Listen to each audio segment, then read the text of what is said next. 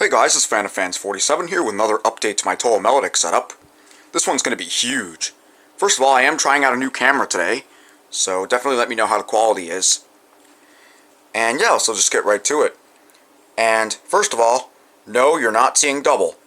I now have two EV20R sound repeaters. For two reasons, actually.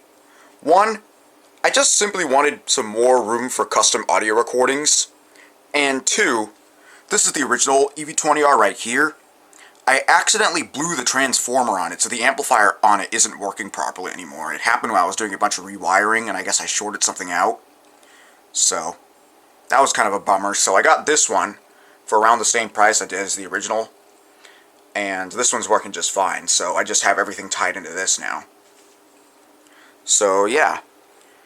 And another update, as you may be able to tell, I now have the Panasonic WZ248 all set up on the system. This one was really difficult to get running off the US power grid, though. So with this, come on, focus. See, it's the only problem I'm having with this camera so far is the focus. There we go. Anyway, the internal circuitry on the Panasonic WZ248 is a lot more complex than it is on the Melodix. So there's like two different circuits inside that are connected to each other through the transformer. And then there was like 5 wires coming out of the main circuit board that I had to sort of self-decipher what they all were. I had to sort of like connect each one and figure out what exactly it did. And it turns out that there was one wire for the power, and then there's a separate wire that controls a relay inside that activates the audio output. Come on, focus. There we go. So I just ended up connecting those in parallel, and it powered up just fine. However, I was still not getting an audio output. So what I did is I put a resistor on the audio relay to sort of balance out the current, and now it's working just fine. So, yeah. So I guess we can just go over it real quick. I kind of already showed it in the unboxing video, but not really in much detail. So over here you got your volume knob and your power LED. You can see I have the volume set to the max because the output on this is actually pretty low. But oh well. And then this button right here switches the mode between automatic and manual control. So automatic control is green, and that arms all of the relay contacts in the back. And then if you press the button, it turns yellow and it switches to manual control. And now you control it from these buttons right here. So that's kind of interesting. It differs from the way the Melodix works, where you can just control, you can control it both ways simultaneously. Well, this one you can't. So, that's interesting. Come on, focus. Maybe trying this new camera was a mistake, guys. Whatever, I'll just get in close here. There we go. These are your 4 chimes here. This first one here is the Westminster Bell. Chime number 2 is the Westminster Bell plus 3 strikes. Chime number 3 is a chime I've never heard of before. I think it's called Remember or something like that. And chime number 4 is just the 3 strikes by themselves. So yeah, just 4 chimes. Pretty simple. It uses a PCM module, as it says in the name here. So yeah, it's not an FM module like the ML1000, so it is pretty limited on tonality. You'll get to hear that in a few minutes here. And yeah, and still got the ML301B, as you can see. However, if you go down here, you can see everything is running on a single power supply now. So I found out that the ML301B circuit board connection, the one that was able to modify to run off of 12 volts, could actually take a range between 12 and 24 volts. So now I just have it connected directly through the Melodix back here. You can see this is the wire for the ML301B right here, and it's literally just going right into the Mac of the Melodix where the 24 volt input is. And it's all being run that way now. And then to power the ESP32 setup, I have this 24 volt to 5 volt transformer back here that's converting the 24 volts from the Melodix into 5 volts to power this stuff properly. So yeah, and another benefit of all that is there's a lot less ground loops so you don't get that audio hiss out of the speakers. It's just a little bit of 60 hertz hum. I don't know if you can even hear it though. So yeah. And that's not all though. If you look back here, the Bluetooth transmitter is completely gone. And this is because I have a much more fail-proof setup now. You see these two wires right here, the red and black? They go behind my dresser. They go over here, under the rug, all the way over here to the other side of the room. And they go into this closet right here, where I've discovered a hole that goes downstairs. Go ahead and show you.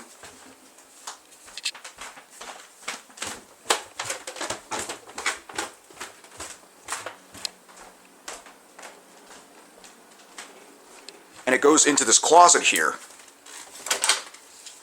where I now have a wired speaker hooked up. So that's really nice. It's a lot more fail-proof because, you know, it's just wires now. There's no extra technological parts for a Bluetooth connection. And yeah, this speaker actually sounds really good, by the way.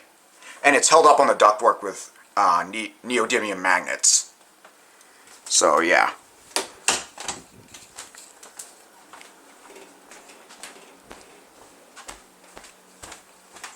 Now before I go ahead and show you what that sounds like, I'll demonstrate the chimes on the WZ248.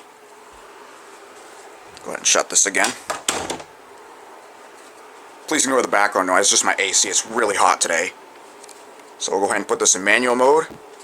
And I do still have that monitor switch back here, so we'll go ahead and put it into monitor mode here, so we're not broadcasting the entire house. And we'll go ahead and get started. First up is the Westminster chime by itself. There's an 8-second delay before the chime actually starts.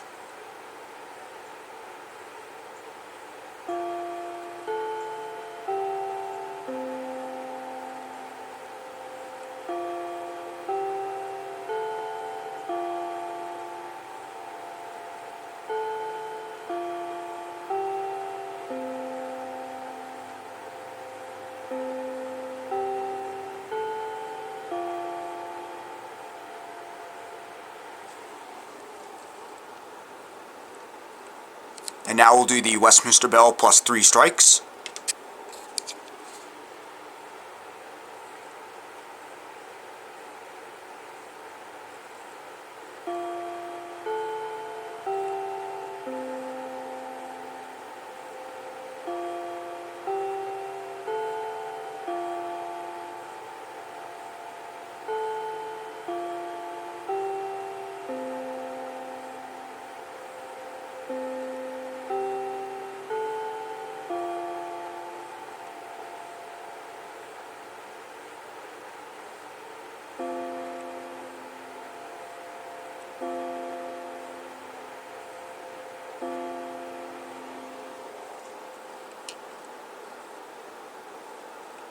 Now before I show the other 2 chimes, I do want to mention real quick, because this has a Westminster bell plus 3 strikes, and I hinted at this in the last update video, I have updated the code on the ESP32, so when it hits 3 o'clock in the afternoon, that chime will sound.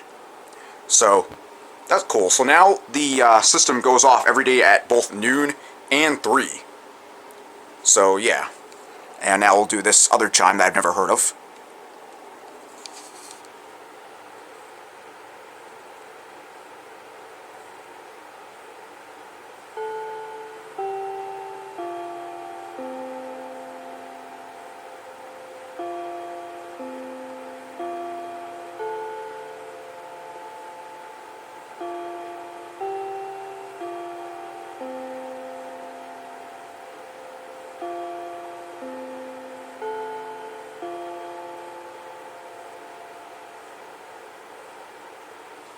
Basically just a variation of the Westminster chime.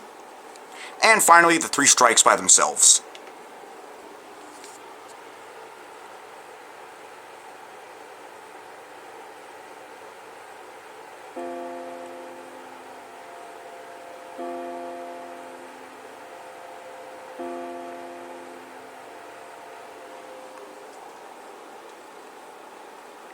yeah, so this really just uses simple 16-bit monophonic samples, kind of like a MIDI sequencer.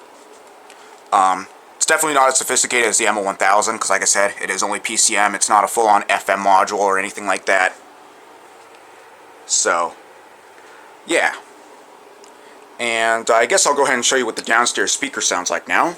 So I'll go ahead and turn the switch back on. Sorry, I'm trying to step around this fan here that I moved temporarily. And right now I have the MC1030 inside the ML1000. I like to use the ML1000 as my sound test subject, since it's got the best sound out of everything. I guess we'll do chime number 7. Should be, I think it's called Red Dragonfly. Here we go.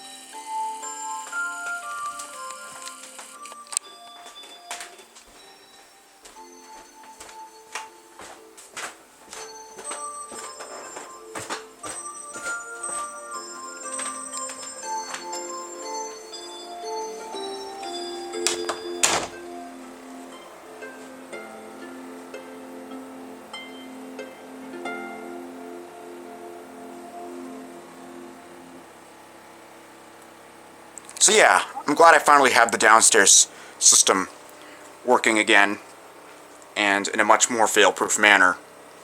And as a bonus, because it's wired, there's basically no latency anymore, so that's really nice.